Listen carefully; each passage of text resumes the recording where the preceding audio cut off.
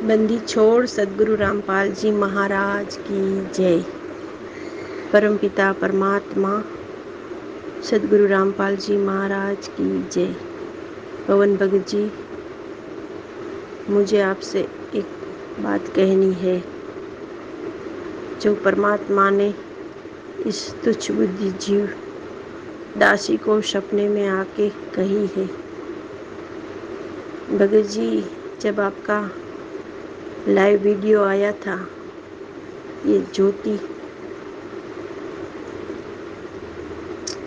जलाने का, जिसमें आपने कहा था, वो वीडियो शायद 15 दिन पहले आया था संडे को लाइव, कि जो ज्योत नहीं प्रगटा रहे हैं उसके लिए आप घर पे ज्योत प्रगटाएंगे। तो वो वीडियो देखा, तब ये दासी मन ही मन में ऐसे सोच रही थी, मालिक हम तुच्छ बुद्धि जीव पर ऐसी कब दया करेंगे। बस ऐसे ही सोचते सोचते रात को हम सो गए और सुबह को शायद ये सपना आया। भगत जी, एक छोटा सा नहीं मगर एकदम बड़ा सा वो कमरा था, उसमें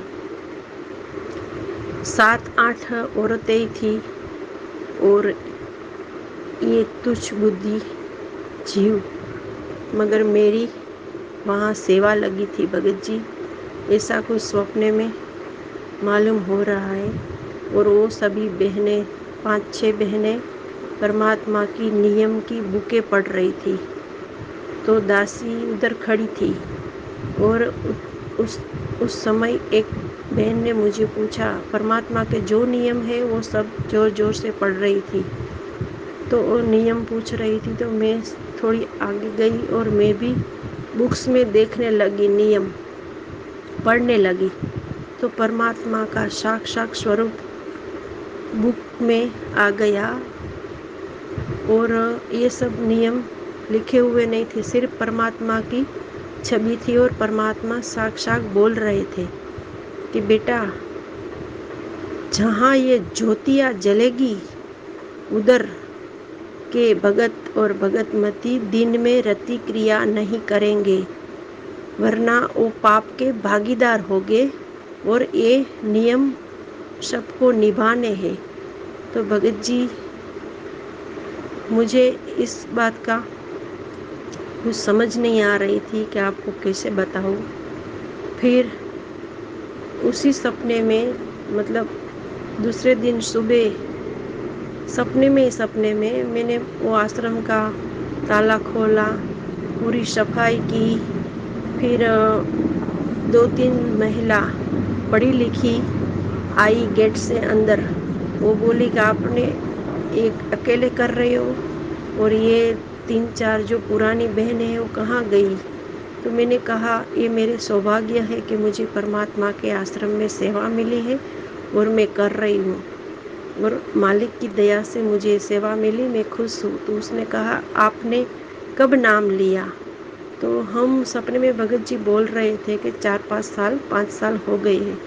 तो उसने कहा, तभी इतनी अच्छी सोच मालिक की दया से है। और भगत जी, ये सपना ख़त्म हो गया, मगर ये परमात्मा के जो वचन परमात्मा साक्षात आके मुख से कह गए, वो बात अभी भी मेरे मन में खटक रही थी कि आपको कैसे कहूँ और परमात्मा का इसके पीछे क्या संदेश है, मैं कुछ समझ नहीं पाई।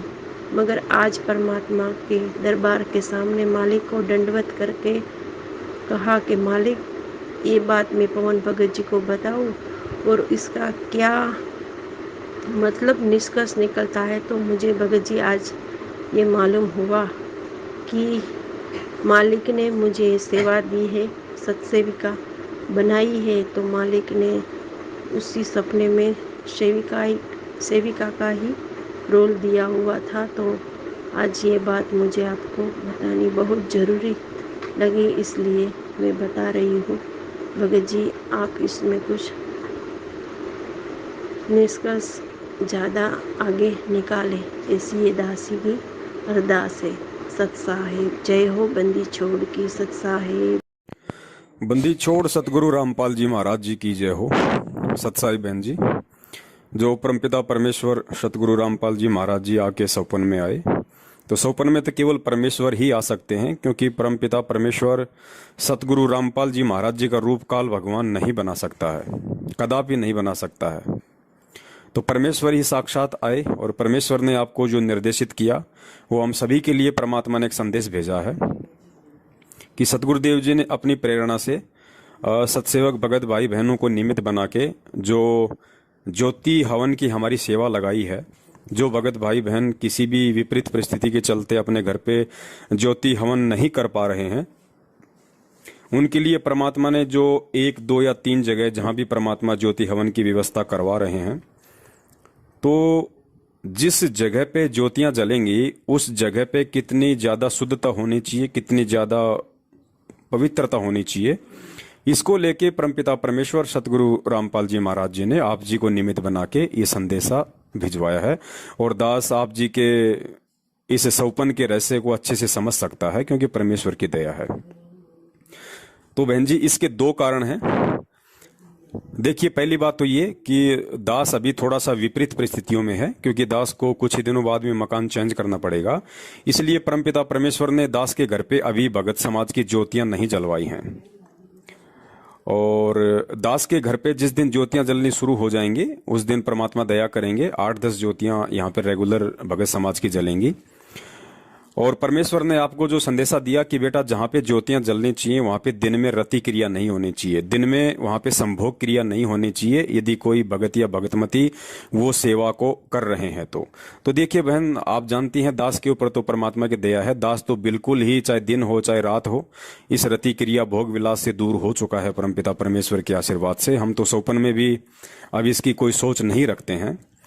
अब आने वाले समय में जिन जिन भक्तों के घर पे परमात्मा दया करने वाले हैं, तो हो सकता है उन आत्माओं को मैं पवनदास ये बात कहूं तो उनकी समझ में ना आए, क्योंकि हम जीव हैं। लेकिन परमात्मा ने आपके माध्यम से जो संदेशा भिजवाया है, और जब आपके माध्यम से ये आवाज उन भगत भाई बहनों तक जाएगी जहां पे परमात्मा दया करने वाले हैं आने वाले समय में ज्योतियां जलवाने की, तो उन भक्तों को ये जरूर विश्वास होगा कि हाँ भाई, परमपिता परमेश्वर का ये आदेश है। एक बहन के माध्यम से परमात्मा ने हमें निर्देशित किया है, हमें आदेशित किया है कि यदि ज्योति जलाने की सेवा आपके घर पे वो परमपिता परमेश्वर अगर देता है आपको, तो ये आपका सौभाग्य है। लेकिन उसके लिए आपके घर में कितनी पवित्रता होनी चाहिए, सतगुरु के प्रति आपका कितना विश्वास होना चाहिए। तो इसमें 2 बातें बहन जी। अभी देखिए, परमपिता परमेश्वर सतगुरु रामपाल जी महाराज जी के आशीर्वाद से जिस एक भगत के घर पे भगत समाज की ज्योतियां जलना शुरू हो चुकी हैं, सबसे पहला तो ये कि दास ने अब उनको ये संदेशा तुरंत देना पड़ेगा कि भाई ये गुरु जी का आदेश है कि आपके घर पे जो ज्योतियां जल रही हैं, यदि आप भी इस रति क्रिया से यदि दूर हो चुके हैं तो बहुत अच्छी बात है। अगर नहीं हुए हैं तो आपने कम से कम जहां पे ज्योतियां जल रही हैं, जहां पे आप रहते हैं, कम से कम हमने अब दिन में ये गलती नहीं करनी है। हमने इस महागलती से हमने बचना है। ये परमेश्वर का आदेश है, ये परमेश्वर का हमारे लिए निर्देश है, ताकि भगत समाज को उनकी ज्योतियों का संपूर्ण लाभ मिले।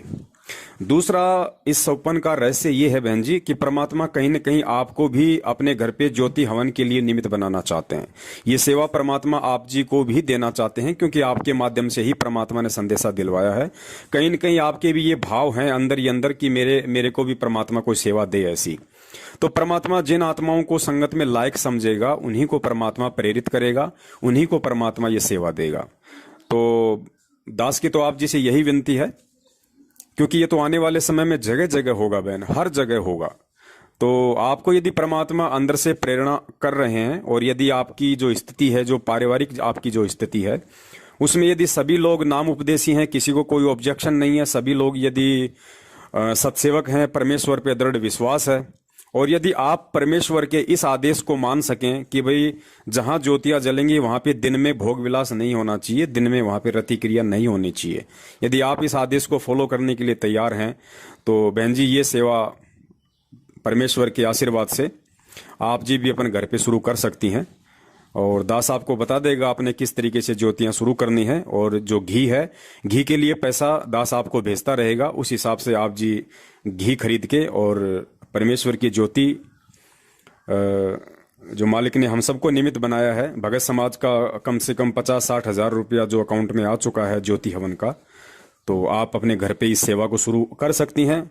फिर जैसे ही मौका लगा वैसे ही दास भी जैसे ही मकान चेंज करके अच्छी जगह सेटल हो जाएगा, परमात्मा दास पे भी दया कर देंगे और दास के घर पे भी ये परमेश्वर की ज्योतियां शुरू हो जाएंगी।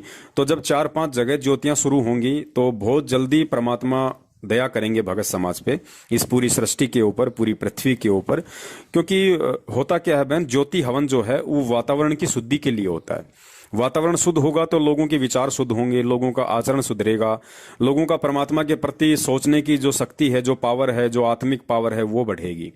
तो जितनी ज्यादा जगह ये ज्योतियां शुरू हो उतना ही अच्छा है परमेश्वर की दया से।